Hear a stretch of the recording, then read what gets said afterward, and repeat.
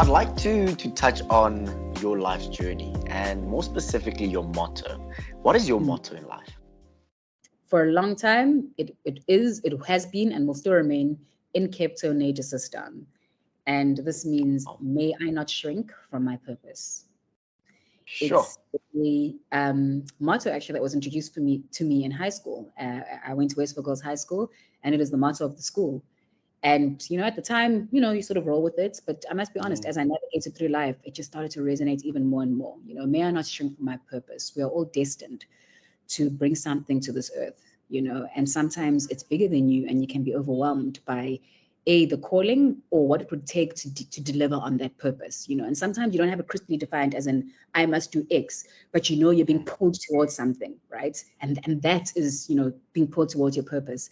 And so for me, it's just, I constantly remind myself, may I not shrink from the work that needs to be done. May I not shrink from the lights that God has instilled in me to shine. May I not shrink sometimes from the confrontations that we need to have in order to be able to create the shifts. May I not shrink also from humility. May I not shrink from kindness.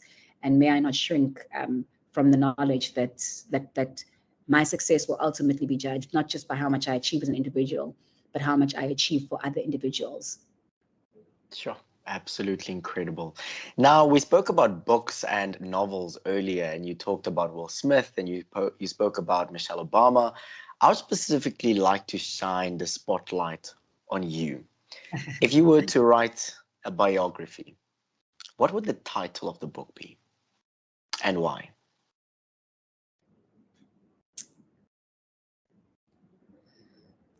I'll tell you what I live by now, and what I hope I have been able to demonstrate in some of my engagements and contribution.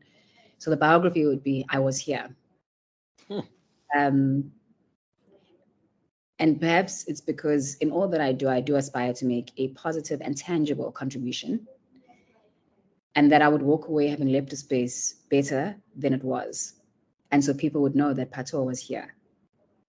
For the light she shone, sometimes it doesn't have to be anything remarkable, or by the tangible shifts and the things that she enabled just by her presence and her contribution. Beautiful. I have to ask this question because I'm certain so many people are going to think about it. Is your favorite song maybe Beyonce's I Was Here? I do love that song. I do love it. I absolutely do. And when it comes out, I will belt it out. Listen, and it doesn't even have to be in the shower. If I'm in the car and you're driving alongside me, you will see me singing that song. So yes, there's a lot about it that resonates with me without a shadow of a doubt. And I am a Beyonce fan. I really am. Beautiful. Let's talk a little bit about values. When you look at sport, but more specifically as a woman in sport, what are your values? Without a doubt, integrity, courage, and community. So integrity really for me is just, sports is a very political landscape, and it's about doing the right thing even when no one is watching. Courage for me is, especially as a woman in sport, there's a lot of barriers and pushback and ceilings that we have to push through, biases that we have to break, and it's about having the courage to be able to take those steps. And then community is a big one for me.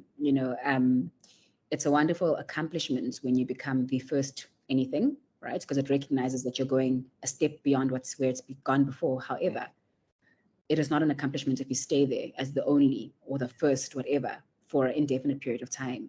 And so for me, it's about building communities of if we're talking about women in sports, communities of women in sport who will succeed, who will thrive, who will positively contribute to this industry that we love. Wow, absolutely beautiful.